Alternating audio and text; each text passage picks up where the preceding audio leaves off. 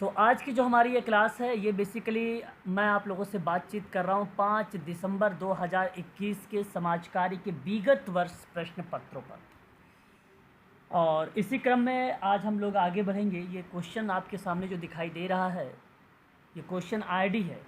यहाँ पे जो लिखा हुआ ये क्वेश्चन आईडी है, ठीक है। क्वेश्चन नंबर ये आपका 71 के आसपास आएगा, ठीक है।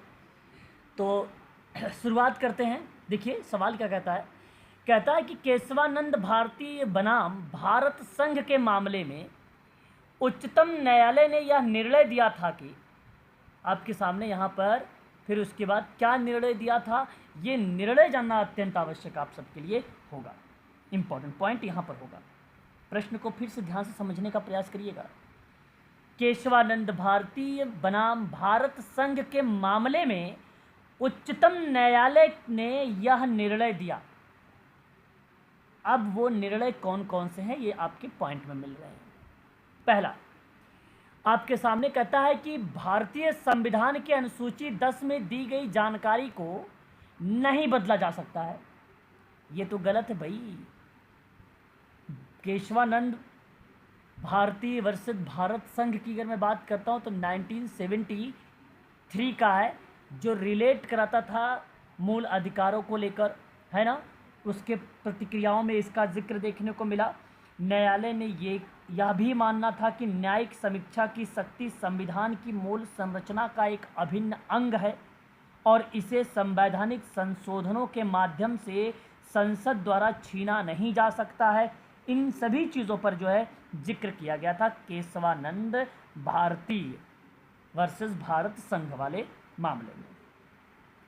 हालांकि केशवानंद भारती मामले की उत्पत्ति बेसिकली सन 1950 में हुआ था और 1960 के दशक में भारतीय राज्य केरल में शुरू किए गए भूमि सुधारों से जुड़ी थी, तो उस प्रक्रिया में भूमिका बनेगी। सन 1963 में केरल सरकार ने केरल भूमि सुधार अधिनियम पारित किया, जिनसे एक व्यक्ति के पास भूमि की मात्रा पर एक सीमा निर्धारित की और इसी अधिनियम में भूस्वामियों से अतिरिक्त भूमि का अधिग्रहण करने और भूमिहीनों और गरीबों में इसके वितरण के प्रावधानों को जिक्र किया गया था। परंतु 24 अप्रैल सन 1973 की बात है। केशवानंद भारतीय निर्णय भारत के सर्वोच्च न्यायालय का एक ऐतिहासिक निर्णय है। यह मामला केरल के एक हिंदू धार्मिक मठ के प्रमुख श्री केशवानंद भारती द्वारा दायर की गई थी, जिसमें भारतीय संविधान के 24वें, 25वें और 29वें संशोधन की संवैधानिक वैधता को चुनौती दी थी, जिसका उद्देश्य, ध्यान से सुनिएगा, न्यायपालिका की शक्तियों और नागरिकों के मौलिक अधिकारों को कम करना था। तो इस प्रक्रिया में पहला पॉइंट, भारतीय संविधान के अनुसूची 10 में दी गई जानकारी को नहीं बदला जा सकता है, यह स्टेटमेंट आपका गलत है। दूसरा कहता है कि मूल अधिकारों से संबंधित अनुच्छेदों को नहीं बदला जा सकता है। ये बात सत्य है, ये निर्णय लिया गया था और उस समय केशवानंद भारती मामले की सुनवाई भारत के सर्वोच्च न्यायालय के 13 न्यायाधीशों की पीठ ने की थी। भारतीय कानूनी इतिहास की सबसे बड़ी पीठ में से एक बन गई है। मुख्य न्यायाधीश SM सिकरी थे। हालांकि ये सब पेपर में नहीं पूछा जाएगा कि कौन थे, परंतु ये चीज़ें ध्यान रखें, 13 सबसे बड़ी ये जो पीठ थी और इसके अंतर्गत ये बी वाला पॉइंट आपका सत्य है। फिर कहता है संविधान की बुनियादी ढांचा अनुलंघनीय है, इसमें संसद द्वारा संशोधित नहीं किया जा सकता। अभी मैंने शुरुआत में बोला था आपको, इसका मतलब है कि ये भी सही है, B+C। क्या ऑप्शन में कहीं पर है B+C? हाँ, ऑप्शन 4th में है। क्या मेरी आवाज़ आप सबके पास पहुंच रही है? Yes sir. जी सर। ठीक है, तो ऑप्शन आपका यहाँ पर 4th is the right answer होगा, सही जवाब। ठीक है, क्वेश्चन नंबर 72 आपके सामने और बहुत ही आसान सा सवाल। 42 अमेंडमेंट आ गया है आपके सामने। आप आसानी से बता दोगे, मैं आप लोगों को पढ़ा चुका हूँ। भारतीय संविधान के 42वें संशोधन में शामिल किए गए थे नए शब्द, उन शब्दों को आपको बताना है, प्लीज बताइए। धर्मनिरपेक्ष और समाजवादी। भारतीय संविधान के बी 42वें और संशोधन में ई। शामिल किए गए नए शब्द, अगर मैं आपसे बात करता हूं तो प्रस्तावना में भी ये संशोधन किया गया और भारत का विवरण संप्रभु लोकतांत्रिक गणराज्य से बदलकर संप्रभु समाजवादी धर्मनिरपेक्ष लोकतांत्रिक गणराज्य कर दिया गया। राष्ट्र की एकता शब्दों को भी देश की एकता और अखंडता में बदल दिया गया, जैसा कि आप सबको मैं पहले ही बता चुका हूं। और 42वें संविधान संशोधन अधिनियम 1976 के द्वारा कितने मौलिक कर्तव्यों को भी जोड़ा गया था, क्या बता सकते हैं? एक और जोड़ा गया था। 42वें संविधान संशोधन 1976 में जो हुआ था, 10 मौलिक कर्तव्यों की सूची को संविधान में शामिल किया गया था। 86वें संविधान संशोधन अधिनियम जो 2002 का है सर, उसमें एक जोड़ा गया था, जी सर, है ना। तो ये बात आपको ध्यान रखना होगा इसके अंतर्गत। परंतु इस सवाल के अगर मैं आप लोगों से जवाब की बात करता हूं तो आप ध्यान सुनिए, क्या आप यहां पर बात को समझिएगा। इस प्रश्न के अंतर्गत धर्मनिरपेक्ष को जोड़ेंगे, बिल्कुल, और फिर क्या आप समाजवादी को जोड़ेंगे, बिल्कुल। मैंने आपको पंथ निरपेक्ष को रिलेट कराता हूं धर्मनिरपेक्ष से, अखंडता रिलेट कराता हूं ए से, और एस रिलेट कराता हूं समाजवाद से या समता से। अखंडता तो है ही नहीं ऑप्शन में, तो यहाँ पर बी और ई आपका करेक्ट होना चाहिए या नहीं करेक्ट होना चाहिए? जी सर। करेक्ट होना चाहिए, बिल्कुल सही जवाब यहाँ पर। अगर आप बोल रहे हैं समाजवादी धर्मनिरपेक्ष और अखंडता जैसे शब्दों को रिलेट कराता है 42वां संविधान संशोधन, सही बात है। अगर मैं बात करता हूँ इसके अंतर्गत 42वां संविधान संशोधन, इसे इंदिरा गांधी की अध्यक्षता वाली भारतीय राष्ट्रीय कांग्रेस के द्वारा अधिनियमित किया गया था। प्रस्तावना में समाजवादी धर्मनिरपेक्ष और अखंडता शब्द जोड़े गए थे। 42वें संविधान संशोधन को लघु संविधान के नाम से भी जाना जाता है। किसको? 42वां संविधान संशोधन 1976 को किस नाम से जानते हैं हम लोग? लघु लघु संविधान के नाम से जानते हैं, बिल्कुल सही आपने सोचा। 42वें संविधान संशोधन अधिनियम के बाद नागरिकों के 10 मौलिक कर्तव्य जोड़े गए थे, जो बेसिकली मूल रूप से जाने जाते थे। और आपका जो 2002 में हुआ 66वां वाला, 6 से 14 वर्ष की आयु की सभी बच्चे, सॉरी वो तो आपका 51 का आ जाएगा।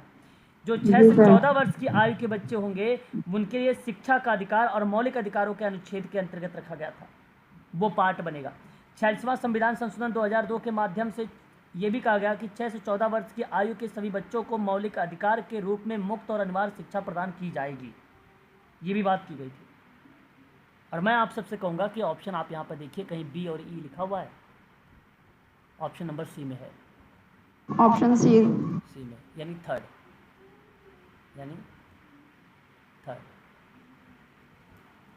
अगला सवाल, अच्छा क्वेश्चन आपके सामने सवाल। रंगराजन समिति विनिवेशन समिति है, सरकार द्वारा सन 1993 में आई थी, बता सकते हैं? यहाँ गरीबी का मापन। गरीबी का मापन था रंगराजन समिति, ठीक है। अगर आपने यहाँ पर रंगराजन समिति गरीबी से संबंधित बताया है तो आपने करेक्ट बताया है, क्योंकि ये व्यय आधारित गरीबी दर से परे जाकर वंचन के व्यापक बहुआयामी दृष्टिकोण की संभावना की जांच का अवसर के बारे में जिक्र करती है। और गरीबी दर से बेसिकली जो भी भूमिका बनती है इसी परिप्रेक्ष्य में बनता है। और योजना आयोग के द्वारा ग्रामीण जो क्षेत्र थे उनमें प्रतिदिन 22 रुपये की गरीबी रेखा को सुझाने पर राष्ट्रीय आक्रोश की पृष्ठभूमि में समिति का एक गठन किया गया था। उसी प्रक्रिया में रंगराजन समिति की भूमिका बनती है ना। तो ये आपको ध्यान रखना होगा। और 19 जी आई कब थी रंगराजन? देखिए बेसिकली विनिवेशन के संदर्भ में सिफारिश करने के लिए सरकार ने सन 1993 में गठन किया था। 93 में 2014 में सरकार ने गरीबी के आकलन के लिए रंगराजन समिति की बात मैं कर रहा हूँ, तेंदुलकर समिति कार्यप्रणालियों की समीक्षा करने और देश के गरीबों की संख्या पर अस्पष्टता को दूर करने के लिए रंगराजन समिति को बेसिकली गठित किया गया था। ठीक है, तो मैं चाहूँगा कि यहाँ पे दो तथ्य आपके सामने मिलते हैं और दोनों तथ्य आप सबके लिए इम्पोर्टेंट रहेंगे, दोनों के दोनों। तो सी रंगराजन समिति 2014 की रिपोर्ट के अनुसार ग्रामीण क्षेत्रों में गरीबी रेखा से नीचे 32 रुपये से कम खर्च करने वाले शहरी क्षेत्रों में, ठीक है, शहरी क्षेत्रों में कितना 47 रुपये से कम खर्च करने वाले जो लोग आते हैं वो गरीबी रेखा से नीचे होते हैं और गरीबी का मापन हो गया। और ये श्री रंगराजन की समिति, तो यहाँ पर बात बनेगी 2014। लेकिन मैंने आपको एक बात और बताया है, 1993 ग्रामीण में 32 आना सर। हाँ 32 रुपये 32। बहुत बढ़िया, इसी तरीके से चीज़ें नोट करते रहेंगे तो और अच्छा रहेगा। ठीक है, और सन 1993 की बात करता हूँ। यह विनिवेशन के संदर्भ में सिफारिश करने की सरकार के द्वारा 1993 में गठित की गई थी इस समिति। ये समिति बेसिकली सार्वजनिक क्षेत्र की इकाइयों को पहले चिन्हित करती थी यहाँ पर। ठीक है, इसके अंतर्गत 4 तरीके थे, जैसे व्यापार बिक्री करना, रणनीतिक बिक्री करना, शेयर यानी स्टॉक होल्डर को पेशकश करना, परिसंपत्तियों का समापन या बिक्री करना। उस संदर्भ में आता था 1993 का। बलवंत राय मेहता समिति, बहुत ही इम्पॉर्टेंट क्वेश्चन आपके सामने। एक और एक इंडिविजुअल के रूप में ये सवाल आ सकते हैं, फैक्ट के रूप में भी आ सकता है, हालांकि यहाँ सुमलित के रूप में है। ठीक है, यही बात ध्यान रखिएगा। बलवंत राय मेहता समिति किससे संबंधित है? पंचायती राज। अगर आपने पंचायती व्यवस्था को अध्ययन करने के लिए सन 1957 में बलवंत राय समिति का गठन किया गया। बलवंत राय समिति का गठन किया गया 1957 में 6 जनवरी को। तो यहाँ अगर मैं आपसे बात करता हूँ, यहाँ लागू 1 अप्रैल 1998 को हुआ था, 1958 को हुआ था। ठीक है, फिलहाल इस परिप्रेक्ष्य से अगर मैं बात करता हूँ आप लोगों से, तो आपने जो जवाब मुझे यहाँ पर दिया पंचायती राज, करेक्ट दिया है, गलत नहीं है। पंचायती व्यवस्था का अध्ययन करने के परिप्रेक्ष्य में 1957 में बलवंत राय समिति ही का ही गठन किया गया था और बात सत्य है। आपको बता दें, आपने एक नाम सुना होगा आर्टिकल 40 के बारे में, 40। जी सर। आप पंचायतों का गठन, राज्य की जिम्मेदारी है कि वह ग्राम पंचायतों के गठन के लिए कदम उठाए, लेकिन ग्राम पंचायत के स्थगन के लिए कोई प्रावधान बेसिकली नहीं था। तो इस प्रकार इस मामले पर अगर मैं बात करता हूं तो औपचारिक गठन और संगठन की सिफारिश सबसे पहले बलवंत राय समिति 1957 के द्वारा की गई। ठीक है, और इसमें जनतांत्रिक और विकेंद्रीकरण की योजना की सिफारिश की, जिसे पंचायती राज के रूप में जाना गया। आपको ये भी पता होना चाहिए कि राजस्थान 2 अक्टूबर का नाम, राजस्थान 2 अक्टूबर 1959, नागौर जिले से। बिल्कुल, नागौर जिले में बेसिकली ये राजस्थान नागौर जिला तो ये पहला एक जिला था जहाँ पे पंचायती राज को स्थापित किया गया था। बिल्कुल आपने सही बताया है। इसमें गांव, ब्लॉक और जिला स्तर पर 3 स्तरीय प्रणाली, त्रिस्तरीय प्रणाली है। इस चीज़ को आप सभी लोग थोड़ा सा ध्यान में रखिएगा। ठीक है ना जी सर, बताइए। हाँ सर, क्लास चल रही है। तो त्रिस्तरीय प्रणाली है, इस बात को आप ध्यान रखिएगा। त्रिस्तरीय प्रणाली में कौन कौन सी चीज़ें आ जाएंगी? एक आपका गांव आ जाएगा, दूसरा आपका बेसिकली ब्लॉक आ जाएगा, तीसरा आपका जो है जिला आ जाएगा। ये त्रिस्तरीय प्रणाली का नाम देखने को मिलता है। इसमें ग्राम स्तरीय पंचायत के प्रत्यक्ष चुनाव की सिफारिश की गई है। प्रत्यक्ष चुनाव, देखो कितना फैक्ट दे रहा हूँ आपको, प्रत्यक्ष चुनाव। और ये आपको बता दूँ, ये एक ऐसा क्वेश्चन आ गया आपके सामने, जो चाहे वो DSSB हो, चाहे UGC नेट हो, कोई भी एग्ज़ाम है, उनमें ये सवाल जरूर पूछे जाते हैं। ठीक है, अगले सवाल की तरफ रुख करेंगे और अगला सवाल हमारे सामने प्रस्तुत है। क्या है? कस्तूरी रंजन समिति, नई शिक्षा नीति। कस्तूरी रंजन समिति, राष्ट्रीय शिक्षा नीति जवाब बताया है ना, रंजन समिति। और इसके अंतर्गत अगर मैं आपसे बात करता हूं सभी लोगों से, ठीक है, तो सही ऑप्शन यहां पर राष्ट्रीय शिक्षा नीति है।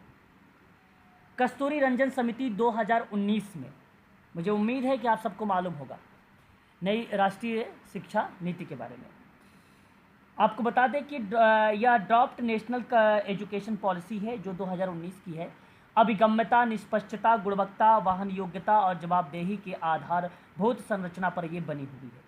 समिति ने मानव संसाधन विकास मंत्रालय, जिसको आप MHRD कहते हैं, इसका नाम बदलकर आप लोगों ने भी हाल ही में 2019 में नाम सुना भी है, शिक्षा मंत्रालय रख दिया गया है कि नहीं?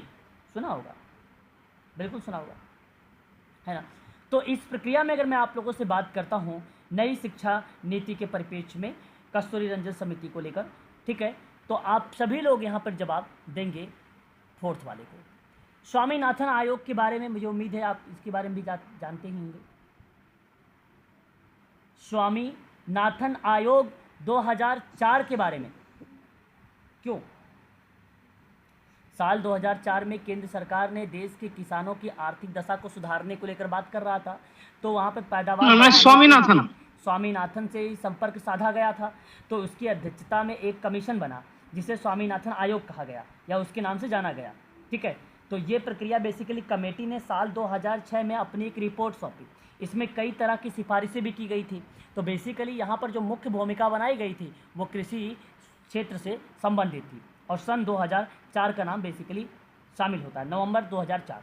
नेशनल कमीशन ऑन फॉर्म्स का नाम भी दिया गया था स्वामीनाथन आयोग को, ठीक है। इस प्रक्रिया में आप ध्यान रखिएगा। हरित क्रांति के जनक और महान कृषि वैज्ञानिक का नाम आपने सुना होगा, स्वामीनाथन, MS स्वामीनाथन का ही नाम देखने को मिलता है। बिल्कुल सही जवाब आप दे रहे हैं यहाँ पर, और सही ऑप्शन का भी यहाँ पे चुना हुआ है।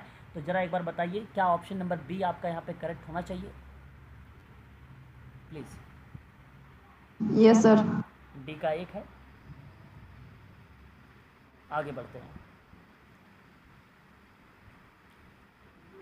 पूर्व से वर्तमान मतलब पहले से अब तक, पहले से अब तक कहता है क्रम में लगाना है, पुस्तक का प्रकाशन और व्यवस्थित करना है। भाई अगर आपको पता है वर्ष तो पता, आप इजीली कर सकते हो। The sociology of science RK Merton की किताबें तो याद ही कर डालो, सही बता रहा हूँ। 1962। दास कैपिटल आपको तो याद होना चाहिए ही, 1867।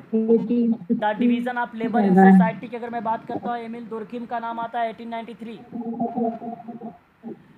मैड्राइन जो है यहाँ अगर मैं बात करता हूँ modernization of Indian tradition, Yogendra Singh का नाम सन 1973। Community and sociological study MacIver का नाम आता है सन 1971।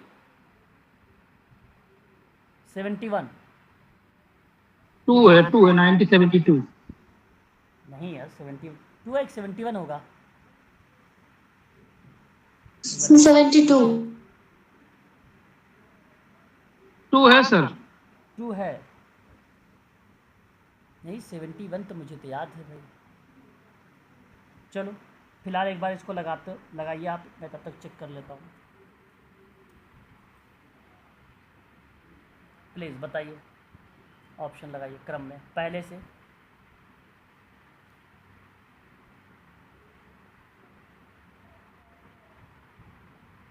प्लीज़ बताइए 1 2 4 4 5 और फिर 4 और फिर 3। Third option. अच्छा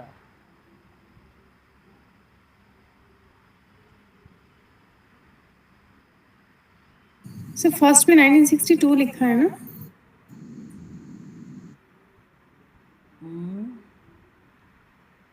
एक मिनट, 72 बता रहे हैं। कम्युनिटी वाला बता रहे हो आप लोग, कम्युनिटी और सोशलाइजेशन स्टडी ना? जी सर मैं, हाँ सर।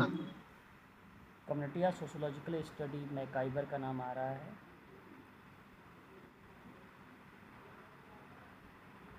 Robert Morrison मैकाइबर। 70 यहाँ पर ना, ये आपका जो होगा ना 1917 होगा, 1917 होगा, ठीक है। ये ऑप्शन आपका सही होगा, ठीक है। ये वाला ऑप्शन जो है आपका करेक्ट माना जाएगा। रॉबर्ट, नाम क्या आता है इनका पूरा नाम? रॉबर्ट मॉरिसन मैकाइवर, ये नाम है पूरा इनका, ठीक है। 1917 आएगा। अब लगाइए, ज़रा लगा के दिखाइए एक बार, क्रम लगाइए। मैं लगाऊं? सेकंड ऑप्शन ही होगा सर इसका। पहले नंबर पे सबसे पहले कौन सा आया था? 1863 ये आया था, बी आया था। दास कैपिटल, दास का सबसे पहले बी आया था। बी के बाद आपका 1893 आएगा, यानी सी आया था। सी के बाद आपका क्या आ जाएगा? 1917, है ना? बोलो यस या नो। Second option, sir. यानी Yes, sir.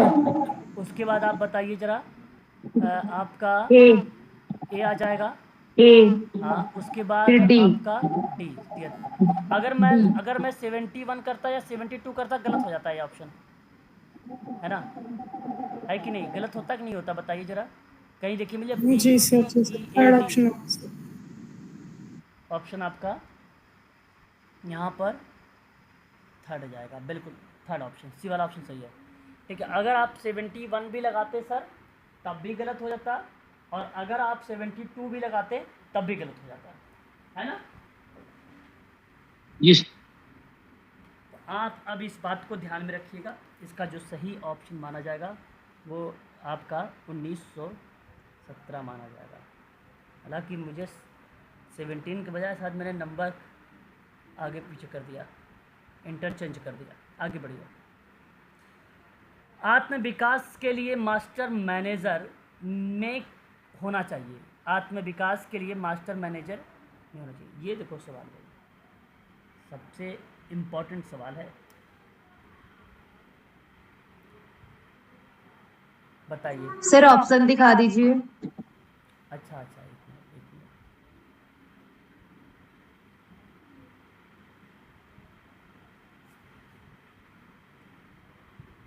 ये रहा। सर ऑप्शन सी, दूरदृष्टि प्रेरित। पहले आप इसकी इंग्लिश देखें एक बार। अब देखिए इंग्लिश।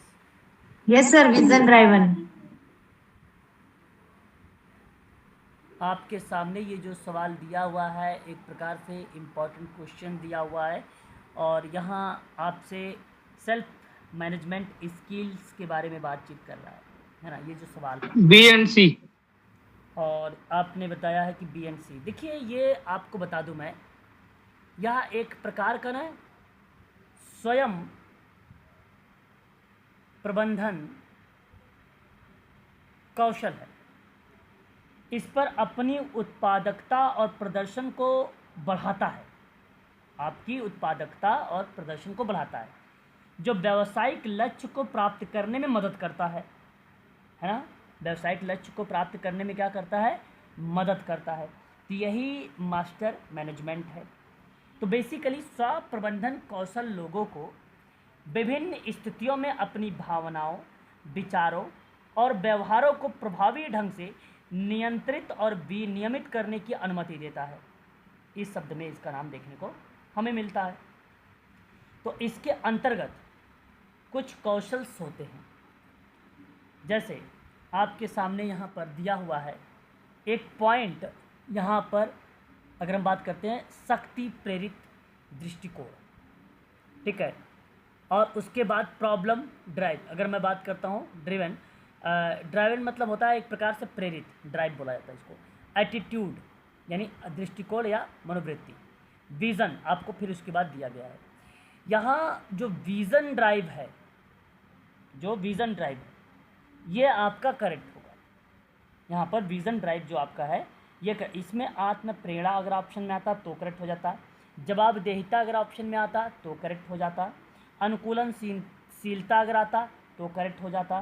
ठीक है, ये चीज़ें बेसिकली जो मैंने अभी आपको बताया है, इनमें से आप लोगों को यही ऑप्शन बनाता है। यहाँ तो विज़न लिखा था, विज़न का मतलब होता है दृष्टि, और दृष्टि दूरदृष्टि प्रेरित दृष्टिकोण की बात अगर मैं करता हूँ आप लोगों से, तो ऑप्शन आपका क्या यहाँ पर माना जाएगा?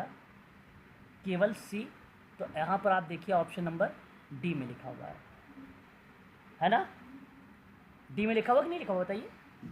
फोर्थ वाला लिखा है सर। तो इसलिए फोर्थ वाला आपका सही होगा, इसलिए आपका फोर्थ वाला यहाँ पे सही होगा। सर इसका बी और सी भी तो हो सकता है। बी और सी, बी और सी समस्या वो बी देखो, समस्या प्रेरित दृष्टिकोण। समस्या प्रेरित दृष्टिकोण मतलब एक प्रकार का एटीट्यूड है। क्या आप एटीट्यूड जो प्रॉब्लम ड्राइव होगा उसको आप बढ़ावा देंगे? नहीं। सर प्रॉब्लम ड्राइविंग मतलब सॉल्विंग वाले क्वेश्चन पे बात कर रहे हैं ना। अरे ड्राइव का मतलब सॉल्विंग थोड़ी होता है। ड्राइव का मतलब उत्तेजित करना, बढ़ावा देना, उद्वेलन, प्रेरित, जैसी क्रिया, मोटिवेशन का पार्ट है ये ड्राइव। ठीक है सर। शक्ति मतलब क्या होता है कि पावर। आपको ऐसा नहीं कि आपको, चाहे यहाँ देखो सवाल में तो अधूरा है, चाहे वो मानसिक रूप से पावर दे रहा है या शारीरिक रूप से पावर दे रहा है, किस रूप से दे रहा है शक्ति पावर, तो इसका तो जिक्र ही नहीं होता। देखने का पॉइंट ऑफ व्यू, नज़रिया देखने का वो मोटिव करता है, वो मैनेजमेंट होता है मास्टर। देखने का पॉइंट ऑफ व्यू, अनुकूलन प्रक्रिया भी होती है, वो चीज़ें होती है। केवल आपका सी होगा। ग्रुप्स दैट कैन बी, यानी समूह जो सामाजिक समूह कार्यकर्ता द्वारा बनाया जा सकता है। आपके सामने सवर्ग समूह, उपचारी समूह, समृद्धि समूह, कार्य समूह, जातीय समूह। इसकी एक बार इंग्लिश भी देखना आप सबके लिए इम्पॉर्टेंट होगा, ठीक है। अब देखिए, groups that can be form by social group worker. तो आपका काम तो रेडिकल होगा, चलो ठीक है, ग्रोथ करना होगा, ठीक है, टास्क वाला होगा, कास्ट पर काम तो करोगे नहीं, ना ही क्लास पर, ये तो भेदभाव वाला काम हो जाएगा। तो केवल B C D common conceptual based प्रश्न है ना। और आपका बन जाएगा यहाँ पर बी सी डी किस ऑप्शन में है? B C D option number second यानी बी में दिया गया है। सही बात है, बोलिए। जी सर। Yes sir. आगे बढ़ेंगे, अगले क्वेश्चन की तरफ रुख करेंगे। आपके सामने यहाँ पे मैं ग्रुप वर्क का मॉडल पढ़ा चुका हूँ। यदि आप लोगों ने क्लास लिया होगा तो आप आसानी से इसका जवाब भी बता सकते हैं। प्लीज़ एक बार जवाब दीजिएगा कि उपचारात्मक जो मॉडल है ना, वो किसके द्वारा दिया गया है? आर डी विंटर के द्वारा। आर डी विंटर होगा। हाँ, आर डी विंटर सन 1957 में आया था ना। जी सर। अच्छा, उसके बाद अननोन मतलब क्या था? ये रेसिप्रोकल मॉडल है। जी सर। स्वाटर्स का नाम कहाँ पे है? डब्ल्यू स्वाटर्स। सामने सामने सामने हो रही है सारे सर। और विकासात्मक में क्या जाएगा आपका? डेवलपमेंटल है ये, बेरिस्टीन एस एंड जो है लॉवी का नाम, और ये 1955 में आ जाएगा। स्वाटर्स ने कब दिया था? 1961 में। हाँ, सामाजिक लक्ष्य का मॉडल तो पापेल एंड रोथमैन का नाम आपने पढ़ा है, सामाजिक लक्ष्य का मॉडल। लेकिन यहाँ पे अगर आपके सामने गेशल महोदय का, गेशल कोनफ्का का नाम आ रहा है, विंस का नाम आ रहा है, तो भी आपका यहाँ पे करेक्ट है। सन 1966 है ना, 1966। और मनोचिकित्सा का मॉडल अल्पोर्ट का नाम आ जाएगा। किसका नाम आ जाएगा? अल्पोर्ट। ठीक है। अच्छा, जरा जवाब बताइए ऑप्शन में। अच्छा, ए बी सी डी सब सामने सामने ही है, तो सर यही है ऑप्शन पहला ही करेक्ट हो जाएगा, है ना। ठीक है, चलिए आगे बढ़िए। निम्नांकित में से कौन अस्वीकृति की अवस्था है? सॉरी, स्वीकृति, अस्वीकृति नहीं है, स्वीकृति है, अनुमोदन है। स्टेज ऑफ एक्सेप्टेंस आपको बताना है, स्टेज ऑफ एक्सेप्टेंस के बारे में। सर तालमेल। सर तीनों। सर बी और सी। सर तीनों। स्टेज ऑफ एक्सेप्टेंस की अगर मैं बात करता हूँ आप सबसे, तो यहाँ जैसे ध्यान देने वाली बात है, कुछ BC कीवर्ड्स हैं जो साइक्लिन में चलता है, और मैं आप लोगों को वो चीज़ें नोट भी करवाना चाहूँगा। कुबलर रॉस का नाम सुना है? ये क्वेश्चन रिपीटेड है। कुबलर रॉस का नाम सुना है? पांच वो यस सर, इन्होंने मुझे 5 अवस्था दी है। दुखी किसकी किसकी? नहीं सॉरी दुख के 5 चरण बताया। हाँ, दुख के 5 चरण। बहुत बढ़िया, बहुत बढ़िया। तो यहाँ पर आपका बनता है एक इनकार। सर स्क्रीन नहीं दिख रही। स्क्रीन नहीं दिखाई दे रहा है? हेलो, नहीं दिख रही सर मुझे। सर आ रही है, एक्सेस करके वापस ज्वाइन कर करना। देते हो डिस्टर्ब ना, दिखाई दे रहा है। इनकार। एक आता है क्रोध, एक आता है अवसाद, क्रम में बता रहा हूँ। एक आता है सौदेबाजी, एक आता है स्वीकृति। ठीक है, स्वीकृति। A B sir, A B आपका बता रहे हैं, लेकिन देखो सर सी भी। यहाँ पे जो अगर मैं इंग्लिश देख लीजिएगा एक बार यहाँ पे, ठीक है। देखिए डेनियल मतलब क्या हो जाएगा? इनकार। सर डिनाइल, हाँ इनकार हो इसका मतलब जाएगा। क्रोध। और इसका बार्गेनिंग मतलब हो जाएगा और इसका सौदेबाजी, बार्गेनिंग भी होगा तीन हो सर। जाएगा, 3 हो जाएंगे सर। तो अब तो द साइकिल ऑफ एक्सेप्टेंस तो पढ़ लिए होंगे, है ना? जी ये जो सर। है भूमिका बनती है, ठीक है। और इसे 5 स्टेज ऑफ ग्रीफ भी कहा जाता है। और यहाँ पर ए बी सी जहाँ पे मिले उसको लगा दीजिए। ए बी आपको आ रहा है, ए सी आ रहा है, A B C, option number 3 है। सर ग्रीफ बोला आपने, 5 stage of grief. Stage of grief, GRIEF।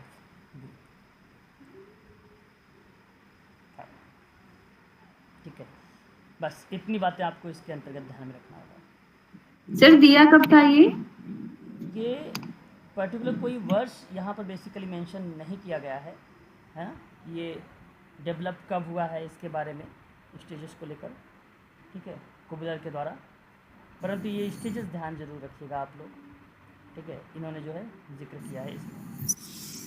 Sir इसमें तो फर्स्ट ऑप्शन में अस्वीकृति लिखा है ना, और जो इन्होंने 5 जो चरण बताया उसमें स्वीकृति है 5वें नंबर पे, तो फर्स्ट कैसे आएगा फिर?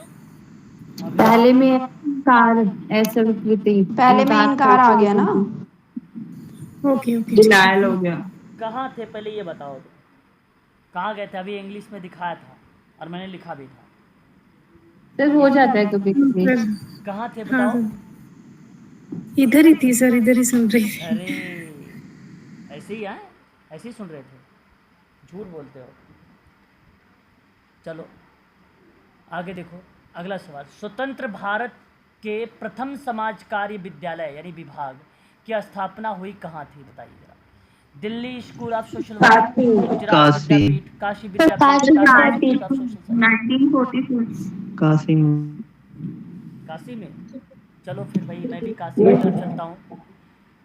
और आप सबको पता होना चाहिए भी, काशी विद्यापीठ की बात अगर मैं कर रहा हूँ समाज कार्य विभाग की, तो 1947 होता है सर। सर दिल्ली वाला तो 1946 है ना, तो वो होना चाहिए ना सर ऑप्शन सही। अरे इसमें बोला क्या है भाई, ये तो सुनो। स्वतंत्र भारत के प्रथम समाज कार्य विद्यालय। स्वतंत्र, आप स्वतंत्र होने के बाद ना, तो 46 में कहाँ स्वतंत्र हुआ था? 7 सर, 7 में कुछ। ऐसे ही सवाल करोगे पेपर में, हैं? तो हो गया काम फिर तो। ये स्वतंत्र भारत पूछा तो इसलिए 47 आएगा आपका यहाँ पे। गुजरात, दिल्ली जो आपको 46 में स्वतंत्र नहीं हुआ सर वो समय। और गुजरात की बात करता हूँ तो गुजरात तो आपको मालूम है स्वतंत्रता के बाद ही है, लेकिन ये कब? Baroda 1950 sir, 1950 sir. हाँ 1950। और टाटा इंस्टीट्यूट कब?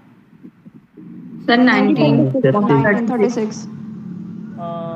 आगरा 1957 सर। 1955। 1955। मद्रास, चेन्नई 1950। 1952। 1952।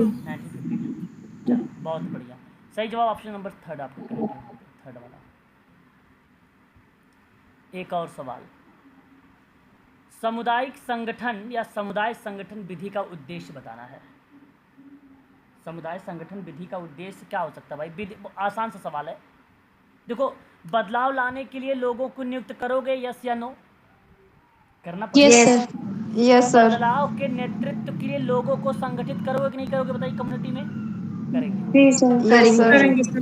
कल्याण योजनाओं को क्रियान्वित करना समुदाय संगठन की विधि कहलाएगी, यस या नो बताइए? कल्याण योजनाओं को क्रियान्वित करना। यस सर, होगा ना सर? अच्छा, ये बताओ, समुदाय संगठन करता है ये कि कल्याण योजनाओं? ये वेलफेयर केंद्र आ जाएगा सर, एडमिनिस्ट्रेशन नहीं केंद्र। सर। एडमिनिस्ट्रेटिव करेगा ये। तो फिर हाँ, ये तो बिल्कुल नहीं होगा भाई, ऐसे मत ऐसे करिए, है ना। कल्याण योजनाओं को क्रियान्वित किया है भाई, वेलफेयर योजना वगैरह आ जाते हैं इसमें अलग भूमिका बनेगी। ये तो संगठन है ना कम्युनिटी का। जन समूह को ढांचागत परिवर्तन करने के लिए गोलबंद करना। गोलबंद कितने लोग जानते हो भाई? गोलबंद करना कितने लोग जानते हो बताइए? गोलबंद हड़ताल वाली वो। जो समूह में घिरा हो। हाँ जी। घेराबंदी। अरे नहीं, वो अलग है। जो समूह में घिरा हो मतलब डिस्कशन हो रहा है ग्रुप में। ऑर्गेनाइज करना। हाँ, आप एक प्रकार से ऑर्गेनाइज ना कहें, है ना, गोलबंद को। गोलबंद एक ऐसा शब्द है बेसिकली, अगर मैं बात करता हूँ आप लोगों से, सर एक बार इंग्लिश। डिस्कशन को दर्शाने की बात कर देता है ना, एक प्रकार से डिस्कशन। देखिए यहाँ पे लिखा हुआ है मोबिलाइजिंग शब्द लिखा हुआ है, message for the structure change, है ना, स्ट्रक्चर चेंज। देख लीजिए, इंग्लिश भी दिख रहा है सर, देख लिया। तो ये बन जाएगा, परंतु मैं कहूँगा कि डी वाला नहीं होगा। डी वाला नहीं होगा। जन समूह को ढांचागत परिवर्तन करने को बोला है कि भाई गोलबंद होना चाहिए, है ना, जो कि ये पार्ट आपको रिलेट नहीं करता है, केवल ए और बी रिलेट कराता है बस इसमें, कम्युनिटी संगठन का विधि में। और ए और बी केवल आपका ऑप्शन नंबर पहले दिया गया, इसलिए मैं आप लोगों से कहूँगा कि पहले वाले ही ऑप्शन का चुनाव कर लीजिए आप लोग, यही सही है। ठीक है। समाज में सामान्य रूप से विचलन और विशेष रूप से अपराध को नियंत्रित करने के लिए निवारक और उपचारात्मक और पुनर्वास सेवाओं के संपूर्ण दायरे को क्या कहा जाता है? आसान सवाल है। समाज में अगर सामान्य रूप से विचलन है, विशेष रूप से अपराध को नियंत्रित कर रहे हो, रोकथाम कर रहे हो, उपचार दे रहे हो, पुनर्वास कर रहे हो, तो बताइए संपूर्ण दायरे को क्या नाम दोगे? सुरक्षा का? Social security. सर सोशल सामाजिक सुरक्षा। सामाजिक रक्षा ना? रक्षा, सामाजिक रक्षा। रक्षा मतलब प्रतिरक्षा का एक प्रयोजन है। रक्षा, social सामाजिक defense। दोषों में समाज की रक्षा करना है। जो कानून भंग करने वाले व्यक्ति होते हैं उनके प्रति कार्यवाही करने को लेकर रिप्रेजेंट करता है। बाल अपराध या अपराध के निवारण या नियंत्रण या कारागार में कल्याण जैसे सेवाओं को मुक्त देखभाल वाली प्रक्रिया जो रिप्रेजेंट करता है, वो कहीं न कहीं सामाजिक रक्षा का या सोशल डिफेंस को रिलेट कराता है। सोशल पॉलिसी मतलब सामाजिक नीति घोषित सामाजिक उद्देश्यों को क्रमबद्ध तरीके से प्राप्त करने में सहायता जो करता है, जहाँ पे संसाधन और पद्धतियों का रणनीति वगैरह बनाई जाती है, वो सोशल पॉलिसीज़ होती है। और सामाजिक, मैंने आपको पहले बता रखा है, सामाजिक नीति की बदलने की जो प्रक्रिया है वो समाज कल्याण प्रशासन होती है। ठीक है, ये अलग प्रोसेस है। सामाजिक सुरक्षा, सोशल सिक्योरिटी, ये सामाजिक सुरक्षा योजना एक सामाजिक बीमा योजना है जो व्यक्ति को संकट के समय में अथवा उस समय जब उसकी कमाई कम हो जाए, मृत्यु दर व विवाह में होने वाले अतिरिक्त जो व्यय होते हैं उस दौरान पे हम लोग जो बेसिकली सामाजिक सुरक्षा जैसी भूमिकाओं को रिप्रेजेंट करते हैं, एक प्रकार से सिक्योरिटी के रूप में।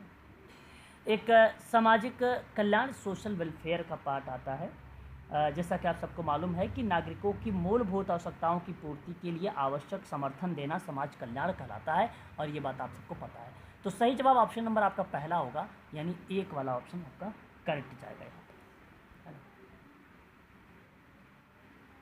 आगे आयुष्मान भारत योजना स्वास्थ्य परिवार कल्याण मंत्रालय के द्वारा चलाया गया था। स्वास्थ्य Yes, sir. परिवार कल्याण मंत्रालय बेसिकली अगर हम बात करते हैं तो 1947 में आया था। आयुष्मान भारत योजना कब आई थी फिर? 23 सितंबर 2018 को आया था, 2018। राष्ट्रीय वयोश्री योजना की बात करता हूँ, सामाजिक न्याय एवं सशक्तिकरण मंत्रालय के द्वारा आया था। इसका नाम बेसिकली 1998 में बदला था, है ना? सर इसका नाम पहले सामाजिक न्याय और अधिकारिता मंत्रालय था। हाँ, तो इसी का नाम बदला है ना, सशक्तिकरण मंत्रालय किया गया 1998 में। बता रहा हूँ, ये 2017 में आया था। कब आया था? 2017 में आया था।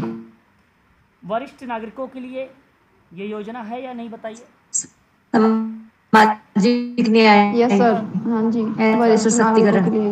मेरी आवाज़ क्लियर है? एक बार स्पष्टीकरण करिएगा एक बार आप लोग। अभी तक आवाज़ जी सर। ब्रेक जी सर, आवाज आ रही है। उस्ताद बताइए, अल्पसंख्यक मामलों का मंत्रालय होगा ये उस्ताद? अल्पसंख्यक कहाँ पे है? तो ये राष्ट्र। जी सर, जी सर। अल्पसंख्यक बेसिकली अगर मैं आपसे बात करता हूँ तो ये 29 जनवरी 2006 को आया था,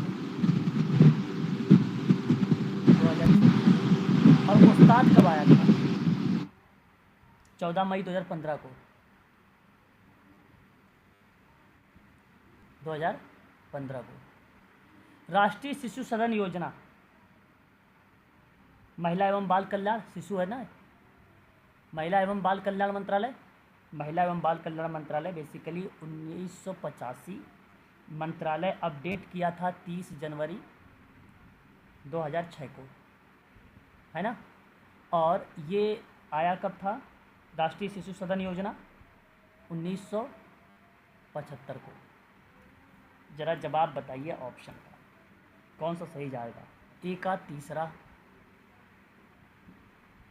बी का दूसरा, सी वाला ऑप्शन सही? Option C. ऑप्शन सी सही लग रहा है ना?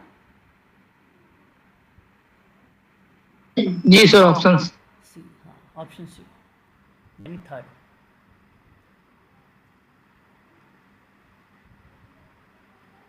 अभिकथन कारण नहीं, केवल स्टेटमेंट दिया, कारण नहीं है, कथन है। कथन 1, कथन 2, स्टेटमेंट। पहला कहता है कि सामाजिक समूह कार्य का व्युत्क्रम प्रतिमान। व्युत्क्रम समझते हो? जितने लोगों ने बचपन में मैथ पढ़ा होगा तो हिंदी में व्युत्क्रम पढ़ा होगा या इंटरचेंज पढ़ा होगा, चिन्हों को बदल दिया जाता था वहाँ पे। उल्टा सर, उल्टा, अपोजिट। हाँ, बिल्कुल सही बात, शुद्ध हिंदी, व्युत्क्रम है उसी का। तो व्युत्क्रम प्रतिमान मुक्त व्यवस्था सिद्धांत मानवतावादी मनोविज्ञान और अस्तित्ववादी परिप्रेक्ष्य पर आधारित है। क्या बात है, सही लग रहा है? जी सर, सही है कि सामाजिक समूह कार्य का व्युत्क्रम प्रतिमान मुक्त व्यवस्था का सिद्धांत दर्शाता है, मानवतावादी मनोविज्ञान को दर्शाता है, अस्तित्ववादी परिप्रेक्ष्य पर आधारित होता है। कारण ये है कि सामाजिक समूह कार्य का जो कितने लोग जानते हो व्युत्क्रम प्रतिमान? क्योंकि अगर ये पता होगा ना तभी इस सवाल को जवाब भी दे पाओगे आप लोग। ये बात सर नहीं, चलो नहीं पता, मैं आपको बताता हूँ। ये जो व्युत्क्रम प्रतिमान यहाँ पर रिप्रेजेंट किया गया है, एक प्रकार से ये दर्शाता है कैसा? मुक्त व्यवस्था का सिद्धांत दर्शाता है। बेसिकली देखिए, मैं आपको बता दूँ, प्रतिमान का मतलब एक रचनात्मक, एक आलोचनात्मक, एक आधुनिकतावाद को रिलेट करता है जो आज के समय में चल रहा है। ये प्रतिमान होता है, जैसे रूल रेगुलेशंस, नियम, मानदंड वगैरह क्या कहलाता है? प्रतिमान कहलाता है, ठीक है। और व्युत्क्रम तो उल्टा आप जानते ही हो। अब बात आती है कि मुक्त व्यवस्था का सिद्धांत, है ना? बात आपके सामने आती है कि मानवतावादी मनोविज्ञान का सिद्धांत, अस्तित्ववादी है अगर मैं बात करता हूँ परिप्रेक्ष्य, इन प्रक्रिया में सेरोन किर्केगार्ड का नाम एक आता है। इन्होंने कहा था कि यदि ईश्वर का अस्तित्व होता है तो वह संभवतः मनुष्य को अपनी योजना के अनुसार बनाता है, अपने अनुसार बनाता है। तो एक चिंतन है यहाँ पे, अस्तित्व की प्रकृति अलग अलग होती है और प्रत्येक व्यक्ति के लिए व्यक्तिगत होती है। तो यहाँ पे न सामाजिक समूह कार्य में जो प्रतिमान है व्युत्क्रम का, उसके अंतर्गत जैसे कोई भी अगर मान लीजिए कोई मानदंड उल्टा चल रहा है समाज कार्य में, कोई असामाजिक व्यवहार चल रहा है, कोई रूल रेगुलेशंस, कोई कोड ऑफ एथिक्स, आचार संहिता वगैरह आपको अलग तरीके से आप फॉलो कर रहे हो, ठीक है, तो उसके प्रक्रिया में आपको वहाँ पर किस पर बेस्ड होना पड़ेगा? आप लोगों को वो मुक्त व्यवस्था के सिद्धांत के ऊपर आधारित होना पड़ेगा ताकि ये क्रिया जो है आपकी बेसिकली सक्षम हो सके या बेस्ड इस चीज़ों को बदला जा सके। ठीक है, अवांछनीय क्रियाओं को मानवतावादी मनोविज्ञान और अस्तित्ववादी परिप्रेक्ष्य पर आधारित होता है। और ये बात आपकी सत्य है, ये बात आपकी सत्य है। तो इस सवाल में ये स्टेटमेंट दिया गया था, यहाँ केवल एक शब्द जो रिलेट कराता था आपको, वो रिलेट कराता था व्युत्क्रम प्रतिमान। इसका मतलब है सामूहिक व्यवहार को समझने में सहायता करता, और जहाँ तक समूह व्यवहार का विशिष्ट प्रकार है वो आवश्यकताओं की पूर्ति के लिए मुक्त स्वरूपात्मक साधन के रूप में रिप्रेजेंट होना, वातावरण में परिवर्तन लाने के लिए अथवा सदस्य के अंतःवैयक्तिक और अंतःवैयक्तिक संबंधों के संदर्भ में जो शब्द रिप्रेजेंट किया गया वो व्युत्क्रम प्रतिमान रिप्रेजेंट किया गया। और ये बात सत्य है, ये बात आपकी सत्य है।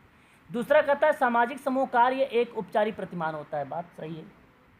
फिर कहता है कि सामाजिक अंतश्चेतना के क्रमादेशन और सामाजिक उत्तरदायित्व और सामाजिक परिवर्तन पर आधारित है। कहता है कि सामाजिक समूह कार्य जो होता है वो उपचारिक प्रतिमान पर आधारित, उपचारिक प्रतिमान रेडिकल आपका जो वैली महोदय क्या था उस शब्द को रिलेट करता है सामाजिक समूह कार्य में। फिर सामाजिक अंतश्चेतना के क्रमादेशन, सामाजिक उत्तरदायित्व और सामाजिक परिवर्तन पर आधारित है। क्या सोशल ग्रुप वर्क किसी पर बेस्ड है? सोशल ग्रुप वर्क आधारित है। कितने लोग इससे इस बात से सहमत है भाई इसी पर आधारित? दोनों सही है सर। मुझे तो दूसरा वाला गलत लग रहा है। सहमत है सर। मैं आपको बताता हूँ कैसे। देखिए, मैंने आपसे पहले भी बताया है कि सामाजिक समूह कार्य का जो उद्देश्य है समूह द्वारा व्यक्तियों में आत्मविकास, आत्मविश्वास, आत्मनिर्भरता, आत्मनिर्देशन का विकास करना होता है। ठीक है, और मैंने ये भी कहा है कि व्यक्तियों की आवश्यकताओं और क्षमताओं के अनुसार विकास के अवसर प्रदान करने चाहिए। व्यक्तियों को समूह और समुदाय में समायोजित प्राप्त करने में सहायता उसकी करनी चाहिए। समाज के विकास के लिए व्यक्तियों को प्रेरित करना चाहिए, मैंने ये भी बताया है। व्यक्तियों को अपने अधिकार और सीमाओं और योग्यताओं के साथ साथ अन्य व्यक्तियों के अधिकार और योग्यताओं के अंतरों को पहचानने की सहायता भी करनी चाहिए। तो ये सब भी तो होना चाहिए, है कि नहीं? पहली बात। अब ये उपचारात्मक प्रतिमान, सामाजिक अंतश्चेतना के क्रमादेश और सामाजिक उत्तरदायित्व, ये तो सामाजिक कार्यकर्ता के बारे में बताया जा रहा है, सामाजिक परिवर्तन पर आधारित। तो ये सभी कार्य जानते हैं किस पर आधारित है?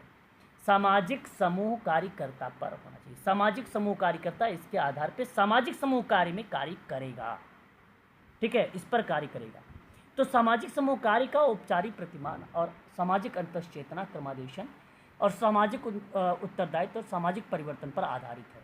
परिवर्तन वगैरह जो आधारित होता है वो विधि वगैरह पर आधारित होता है, मेथड वगैरह पर आधारित होता है, टेक्निक वगैरह पे, टूल्स वगैरह पर आधारित होता है। बदलना है कोई चीज़ तो टेक्निक पर आधारित होता है। ठीक है, उन चीज़ों पर बेस्ड होता है। यहाँ बेसिकली ये स्टेटमेंट गलत हो गया, ये सत्य नहीं है। तो इसी तरीके के पेपर में सवाल आएंगे और मुझे लग रहा है कि ये सवाल आप लोगों के लिए टफ रहा है। इस बात को आप ध्यान रखिएगा। यहाँ सवाल से केवल सुनिए, उपचारिक प्रतिमान, सामाजिक अंतश्चेतना का क्रमादेशन, सामाजिक उत्तरदायित्व और सामाजिक परिवर्तन पर आधारित है सामाजिक समूह कार्य। सामाजिक समूह कार्य बेसिकली बेस्ड मेथड, विधियाँ, टेक्निक, टूल्स इत्यादि वैज्ञानिक क्रमबद्धता वगैरह पर आधारित है, उस पर बेस्ड है। ये काम करने के तरीके हैं जो बताया जा रहा है, तरीका है ये। और तरीका यूज़ कौन करता है? कार्यकर्ता करता है। तो कार्यकर्ता का नाम होना चाहिए था। अगर कार्यकर्ता होता तो फिर सही होता ये ऑप्शन। समझ में बात आई? गलत है ये। जी सर। तो सी वाले ऑप्शन को देखिए, ए सही है किंतु सेकंड गलत है। सी ऑप्शन सही है, यानी थर्ड। ठीक है, परिकल्पना। देखिए यहाँ पे सवाल परिकल्पना यानी हाइपोथेसिस, उपकल्पना, अभिकल्पना भी कहा जाता है। परीक्षण को निम्नलिखित चरणों को क्रमानुसार रखिए। परिकल्पना लो भाई, क्रम से रखिए। क्रम से रखते हैं तो सबसे पहले परिकल्पना का निर्धारण करेंगे आप, है कि नहीं? पहला वाला ही सही चल रहा है। दूसरा वाला उपयुक्त सार्थकता स्तर, जाहिर सी बात है जैसे परिकल्पना निर्धारित हो गए तो उसकी उपयुक्तता का स्तर भी जानेंगे ना कि शिक्षक शिक्षार्थी का शैक्षिक स्तर क्या है। शिक्षा, अगर बात छात्र छात्राओं या छात्र छात्रा के शैक्षणिक स्तर क्या है, तो वो स्तरों का निर्धारण हुआ। पहले आपने परिकल्पना निर्धारण किया, फिर उसके बाद आपने उसके स्तर को निर्धारण किया, यानी बी आपका होगा। फिर उसके बाद आपके सामने परिकल्पना मानदंड का निर्धारण, फिर रूल रेगुलेशंस नियम वगैरह आ जाएंगे। फिर उसके बाद क्या आ रहा है यहाँ पे, आगे देखते हैं, परिकल्पना करना, यानी सही है ए बी सी के बाद डी आ जाएगा, फिर निर्णय लेना लास्ट होता है। तो आप देखिए ए बी सी डी ई वाला ऑप्शन आपका सही जाएगा, यहाँ पे सब क्रम में ही है ना, ठीक है। स्पेसिफिक द नल हाइपोथेसिस एक निर्दिष्ट करता है, अल्टरनेट हाइपोथेसिस भी निर्दिष्ट करता है, ठीक है। बहुत सारी चीज़ें बनती है इसके अंतर्गत, ठीक है। परंतु इसका सही जवाब जो जाएगा ए बी सी डी ई जाएगा, और A B C D E option number A में दिया है, इसलिए ऑप्शन नंबर आपका पहला वाला ही सही है, ठीक है। अगला सवाल, निम्नलिखित में से सही क्रम को व्यवस्थित करना है आपको, सही क्रम व्यवस्थित करना है। सवाल थोड़ा आसान है, मैं एक बार इंग्लिश दिखाऊंगा तो आप समझ पाएंगे। ज़रा यहाँ पर बताइए किस तरीके से आप इसको अरेंज करेंगे, अरेंज करिए भाई। मोटिवेशन सबसे पहले होना चाहिए कि नहीं, बताओ। इनमें तो सबसे पहले E A B C D E सबसे पहले तो अभिप्रेरणा ही होना चाहिए आपके सामने, ई वाला है ना। और मोटिवेशन के बाद आपके सामने क्या होना चाहिए, संदेश का संयोजन करना, मैसेज कंपोजिट करना होगा आपको, है कि नहीं, यानी ए। और फिर उसके बाद आप क्या करेंगे, उसके बाद आप कोडिंग आता है, हमने पढ़ाया था कोडिंग के बारे में। उसके बाद आपका संदेश का कूट बनाना हो जाएगा, कोडिंग इनकोडिंग होता है ना, यानी आपका बी हो जाएगा, है कि नहीं। बी के बाद आपका क्या बनेगा, प्रसारण का माध्यम यानी मीडियम आपका बन कम्युनिकेशन प्रोसेस है वही, उसको मोटिवेशन थोड़ा सा एडिशनल है बस। हाँ बस बस बस बस बस समझ गए, यानी आपने क्वेश्चन समझ लिया। कम्युनिकेशन का प्रोसेस है, वेरी गुड, बहुत बढ़िया, ये कम्युनिकेशन का प्रोसेस है। फिर उसके बाद आपको क्या बोला है, अधिग्रहण करना, यानी रिसीवर हो जाएगा, है ना, डी। तो देखिए किसी ऑप्शन में है ई के, ई शुरुआत में कर दिया, बाकी ए बी सी डी तो है ये, देख लीजिएगा। जिस ऑप्शन में पहले में ई होगा और ए बी सी डी होगा तो ऑप्शन नंबर थर्ड है आपका, थर्ड वाला सही है। तो सबसे पहले सेंडर होगा, फिर आपका क्या होता है, एनकोडिंग होगा, फिर मैसेज होगा, फिर चैनल होगा, फिर आपका रिसीवर होगा, फिर आपका डिकोडिंग होगा, और उसके बाद फीडबैक, फीडबैक, ये बन जाएगा। अगला सवाल, डैश विशेषीकृत औसत है जो किसी अवधि के दौरान संबंधित चरों समूह में परिवर्तन का माप करने के लिए तैयार किया जाता है। आसान सवाल है, सूचकांक है ये, ऐसा काम सूचकांक में होता है, इंडेक्स में। तो इंडेक्स यानी सूचकांक एक विशेषीकृत औसत होता है, बात सत्य है ये। किसी अवधि के दौरान ना उससे संबंधित जो चर होते हैं, वेरिएबल होते हैं, उन समूह में परिवर्तन को माप करने के लिए तैयार किया जाता है, उसको सूचकांक बोलते हैं हम लोग, ठीक है। और संख्या या डेटा के समूह में होने वाला परिवर्तन को गिनना या उन्हें संग्रह करने की एक सांख्यिकी पद्धति है, और यह डेटा किसी भी स्रोत से प्राप्त किया जा सकता है, बात सत्य है, वही सूचकांक कहलाता है, पहला सही है। संप्रेषण एक डैश है जहां कम से कम दो अननोन कारक सामान्य चिन्हों के समूह तथा सामान्य संकेत वैज्ञानिक नियमों को साझा करते हैं। आसान सवाल है, सामाजिक अननोन क्रिया, सोशल एक प्रकार से इंटरेक्शन पार्ट है ये। और इस सवाल का सही ऑप्शन का चुनाव अगर आप करेंगे तो डी होगा, यहाँ सोशल पर इंटरेक्शन डी ही होगा, सामाजिक अननोन क्रिया ही होगा। और सोशल कोहेंसन शब्द यहाँ पर आप देख रहे हैं यहाँ पर, और मैंने आपको इसके बारे में कई बार बताया है, ये कई बार ऑप्शन में आता है। इसका मतलब है सामाजिक एकता, अकेले रहने के बजाय एक समुदाय में रहना चाहिए, है ना, पसंद करते हैं ऐसे लोग। मानव समाज और उसके किसी भी उपखंड को जो है निरूपित करना या उससे संबंधित जो चीज़ें दर्शाता है उसको हम लोग कोहेंसन का नाम देते हैं, ठीक है। मुद्रा भंग, गेस्चर वगैरह होता है, ये तो अलग है, ये भी अलग पॉइंट बन जाएगा। यहाँ तो बेसिकली ऑप्शन नंबर केवल आपका जाएगा जो डी जाएगा, ठीक है। जीएस घुरई के बारे में देखो मैंने पढ़ाया है आप लोगों को, है ना, जीएस घुरई के नोट्स वगैरह भी दिया है। जीएस घुरई के अनुसार समाज में कौन सी विशेषता जाति व्यवस्था को निरूपित करती है, बहुत इंपॉर्टेंट क्वेश्चन है ये। तो पहला तो आपको सही है, समाज को खंडी विभाजन के रूप में इसने डिवाइड किया है, बात सही है जीएस घुरई, गोविंद सदाशिव घुरई महोदय ने। है कि नहीं। उसके बाद अगर मैं जी। आपसे बात करता हूँ सामाजिक आदान प्रदान और खान पान पर पदानुक्रम जो है सामाजिक प्रतिबंध पर बात किया है, लेकिन यहाँ जी। पे नागरिक और धार्मिक आहारता के बारे में जिक्र नहीं किया है, इसलिए आपका ए और सी होगा। ठीक है। Caste and race in India की किताब लिखा था सन 1932 में इन्होंने, और द शेड्यूल्ड ट्रिब्यूल्स करके सन 1963 में एक किताब लिखा था, है ना। कास्ट एंड सिविलाइजेशन सन 1962 में लिखा था, 1962 में। ठीक है। तो ये 3 इसकी किताबें हैं, तो केवल ए और सी को देखिएगा। अच्छा, नीचे और भी देखते हैं। विवाह का व्यवसाय गलत, ये गलत है, ये भी है ये। ठीक है। तो आपका देखिए केवल ए, और आपको ढूंढना है ए और सी। सर बी में। हाँ जी, बी का ही सही जवाब है ऑप्शन आपका सेकंड। अगला सवाल देखिए, भारत में नवजात शिशु द्वारा स्तनपान के बारे में बताइए कौन सा कथन सही है। स्तनपान के बारे में बताना है। ठीक है। देखिए पहला पॉइंट क्या कहता है, कहता है स्तनपान करने में देरी की जाती है। भारत में नवजात शिशु के द्वारा स्तनपान कराने के बारे में स्टेटमेंट सही है क्या? भारत में ऐसा होता है, स्तनपान कराने में देरी की जाती है? नहीं सर। अच्छा, नहीं सर, नहीं की जाती। हाँ सर। अरे कॉमन सेंस लगाओ, स्तनपान करने में देरी की जाती है, भारत में नहीं की जाती। बात सत्य है भाई, इसमें कहाँ से असत्य हो जाएगा? सत्य है ये, है ना। जी सर। हाँ। जी सर, सत्य। माँ का पहला दूध अशुद्ध माना जाता है। बात तो सही है भाई, अशुद्ध होता नहीं होता माँ का पहला दूध?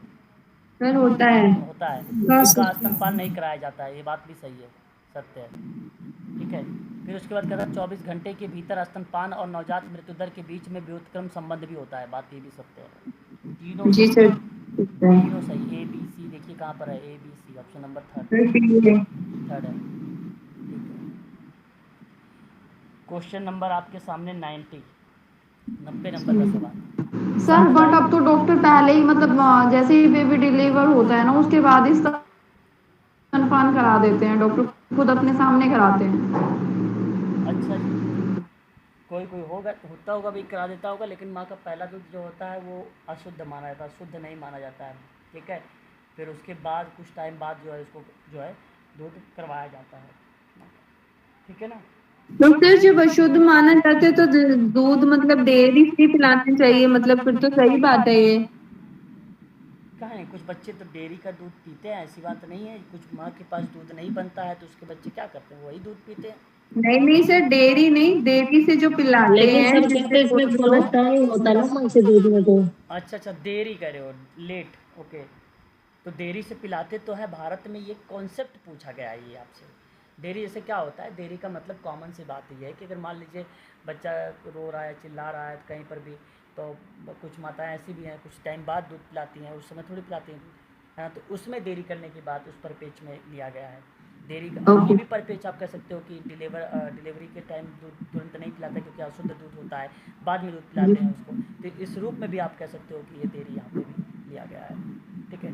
सामुदायिक विकास का एक प्रमुख उपागम बताइए, आपके सामने क्या होना चाहिए। Major approaches to the community development, बाह्य, बहु और आंतरिक। आपका सही है, पहला ही सही जाएगा, बाकी तो देख लीजिए, बाकी गलत है।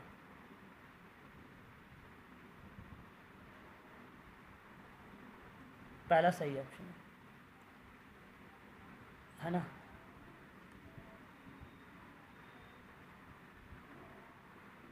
यहाँ पर बाह्य कारक, बहुकारक और आंतरिक संसाधन सामुदायिक विकास है। अब इस महान भाव ने विशिष्ट विषय वस्तु, सामान्य विषय वस्तु, प्रक्रिया विषय वस्तु उपागम लगाया। इसने सामुदायिक संगठन समझ लिया क्वेश्चन को, सामुदायिक संगठन के उपागम समझ लिया इन बंदे ने, है कि नहीं। ऑप्शन नंबर थर्ड में ये सवाल जो है सामुदायिक विकास की है, तो ऑप्शन पहला सही होगा। ठीक है, क्लियर है कि नहीं बताइए। जी सर। ये आपका सही है, सामुदायिक विकास। इसीलिए कहता हूँ क्वेश्चन ध्यान से पढ़िएगा तो आपको समझ में आसानी से आ जाएगा क्वेश्चन के आंसर। तो आज आपका ये क्वेश्चन पर अब समाप्त होता है। ठीक है। अब आपका ये गद्यांश वगैरह आ जाएंगे 2021 का। अब 2020 का हम लोग क्वेश्चन पेपर जो है कल वाली क्लास में जिक्र करेंगे। ठीक है। कल वाले 10 क्वेश्चन इसलिए नहीं बताता हूँ, आप लोग प्रैक्टिस करेंगे इसकी, और मैंने इसकी तरीका वगैरह बता रखा है। ठीक है ना। तो बस करिए, आज के लिए इतना ही रखते हैं हम लोग। ठीक है। नेक्स्ट क्लास जो होगी कल होगी। कल दोपहर की 1 बजे वाली क्लास भी है आप सबकी। कल आपकी 7 to PM वाली भी क्लास रहेगी। कल आपकी जो है 8:30 वाली भी क्लास रहेगी। मतलब क्लासेस सारी रहेगी, है ना, अपने निर्धारित समय पर। ठीक है, चलिए। Good night.